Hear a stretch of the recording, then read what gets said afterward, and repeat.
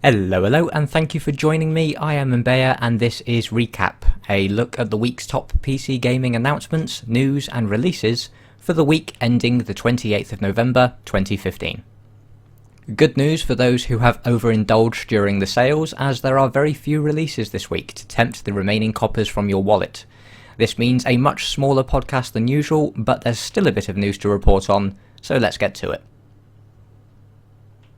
Space Food Truck is a single-player or cooperative deck-building game challenging players with exploring a vast procedurally generated galaxy in search of ingredients to create wonderful dishes for the inhabitants of the universe, and is available in early access on Steam for just under £14.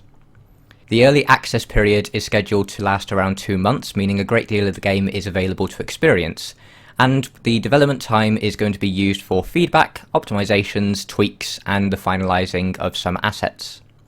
While the theme and cartoony stylings of the game are rather light-hearted, the game itself is quite the challenge, with random events really shaking things up a bit, as you try to build an efficient deck while achieving your objectives and keeping your ship in working order. Having had a couple of playthroughs, the game seems very enjoyable. Every planet you stop off at gives you an opportunity to restock your shop, giving your crew the chance to purchase new cards. Something you have to think ahead about, as each turn you have to buy at least one card, and if you have nothing suitable, you can quickly fill your deck with weaker cards, making things much harder. Random events happen each turn and during each planet jump, and while nice things can happen, they more often than not hinder your progress, such as the deadly shield drain that completely removes your shields, leaving your ship's hull vulnerable to damage. Take 5 damage and it's game over for your unfortunate crew. A game will last you around 2 hours, and while events repeat themselves often, the game is engaging enough to keep me interested. My current playthrough has me so close to completing the last objective, I'm certainly eager to return. Tripwire have plans to bring an in-game store to Killing Floor 2 in their next update, bringing with it unlockable supply crates containing a cosmetic item from a selection of character or weapon skins. While it will cost money to access the crates, many of the cosmetic items will have a chance to drop during gameplay, and will also be available on the player marketplace for players to buy directly.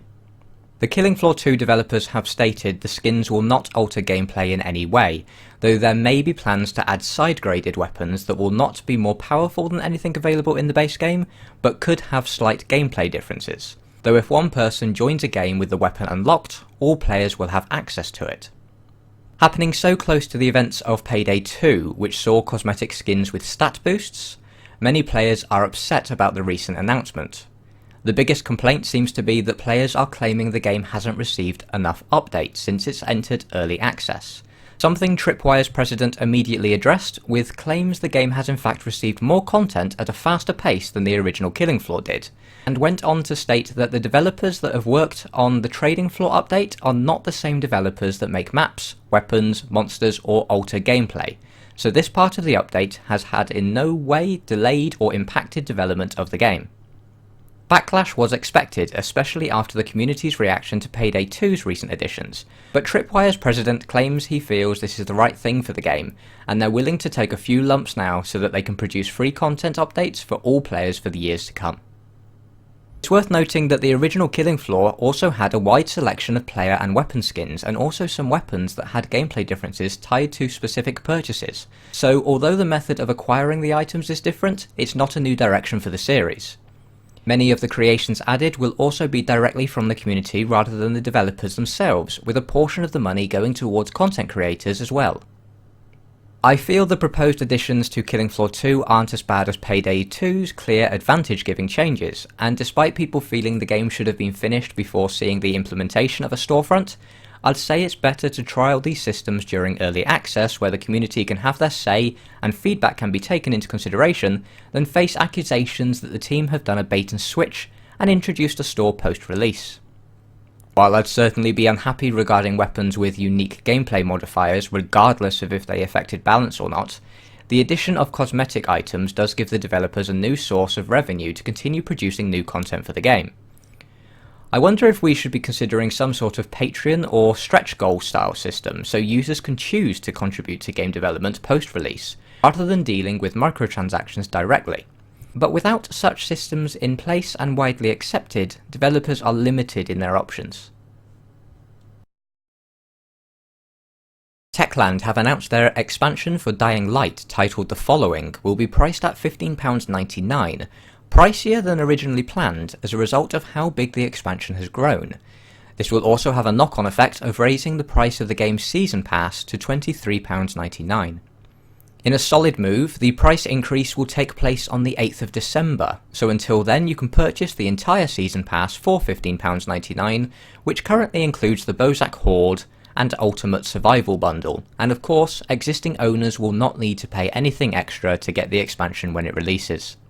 The expansion will see the introduction of a buggy for getting around the Outback, driving challenges, new skills, and more quests, and Techland claim it's increased the scale so much it could have been a standalone title.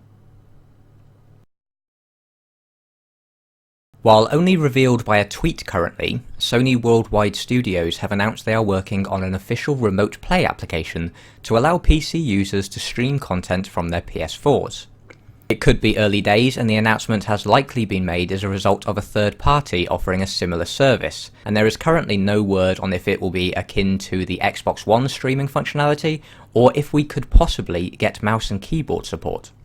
Having not yet bought a PS4 due to space issues, the possibility of sticking the box in one room and streaming to my PC is one that could certainly entice me to pick up one sooner rather than later. In an effort to defend against item theft in Steam, Valve will be introducing a feature known as Trade Holds from the 9th of December. For users without a mobile authenticator, Steam will now place items to be traded in an electronic limbo, giving users time to abort a trade if things don't look right, and even gives people the option of preventing new trades from an account for a week. While the delay might frustrate some people, it is likely an attempt to get more people using the Steam Guard mobile authenticator to add a level of additional security to their account. Those that do have the app will be able to speed things up by confirming trades, and if both users do so, the trades will still be instantaneous. There's still no word on a standalone authenticator, so for now you will also need access to an iOS or Android device to sign up for the additional protection. When talking about Killing Floor 2 earlier on, I mentioned briefly about whether game developers should seek optional methods of supporting their games post-release rather than traditional DLC. And it seems Grinding Gear Games, known for their excellent free-to-play action RPG Path of Exile, have got a system quite similar to what I had hoped for.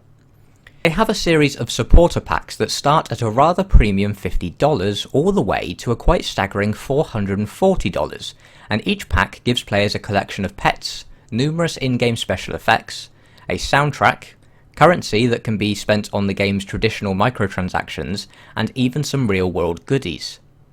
Initial reactions from the community weren't overwhelmingly positive, however, with many feeling the packs didn't represent value, something the lead developer addressed less than an hour later, saying that the lower packs would also be receiving some additional portal effects, and all tiers would be getting some new weapon effects as well.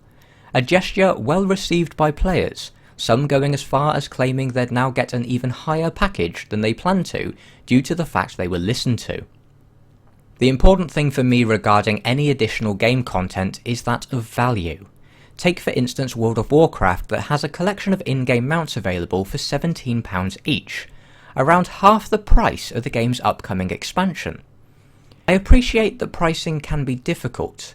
New models, skins and animations take time and money to make, and it's important to recognise that if they're so cheap that the majority of your user base buys a special mount, it devalues the item for everyone, so there is certainly a sweet spot.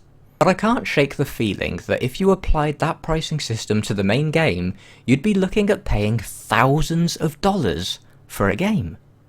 Instead, you get an entire game with thousands of models, and in comparison it's hard to see value because of that. It's important to note though that players are more than willing to plunge deep into their pockets. One look at Counter-Strike Global Offensive's marketplace will show users are willing to spend hundreds of dollars on a rare skin, so value is certainly in the eye of the beholder. So the difference with that and these supporter packs is quite simply the way they are presented. Do they represent good value for money? That's debatable both content-wise and the fact the game is free to play. But the game's developers make it very clear that buying these packs not only supports the developers themselves, but helps pay for additional content for the game. A system more akin to higher pledge tiers for crowdfunding. The more you support the game can grow and the more rewards you receive for helping out. Now, it could all be marketing guff and a system that could be exploited by developers, and I'd certainly like to see a disclaimer that told users how much money per purchase would go towards additional game content, similar to how networks handle charity drives where they mention at least 10p of every purchase will be donated. But I can appreciate that that is a lot of transparency for a company to shoulder. All in all, I feel it's respectful.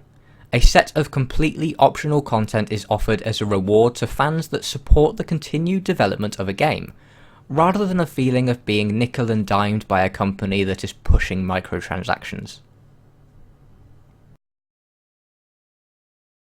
One More Dungeon is a roguelike mixed with classic FPS games like Doom, and is available on Steam now for a little less than £4. While the pixely graphics will be hit or miss for some, the gameplay seems to be a bit of a throwback to the days of backpedaling, strafing and firing wildly into the crowd, and while not mechanically deep, the game does feature procedurally generated levels, over 30 types of enemies, and over 80 items to find. I quite like the presentation, and it seems fairly priced for what's on offer, and could be a bit of a fun time waster. Tidal Affair Before the Storm is an isometric stealth adventure game where you play a vulnerable character in a world of conflict between pirates and rebels. While your character is not very strong in combat, she is able to take control of her enemies, using them to fight for you or walking them into the ever-present traps and dangers of the world. You'll be evading enemy patrols and keeping out of their line of sight in this tactical and real-time strategy affair, sneaking up on unsuspecting adversaries and dispatching them with what appears to be a bright purple umbrella. The game is available now on Steam for £6.99. That's all for this episode of Recap. Thank you very much for your time, and farewell.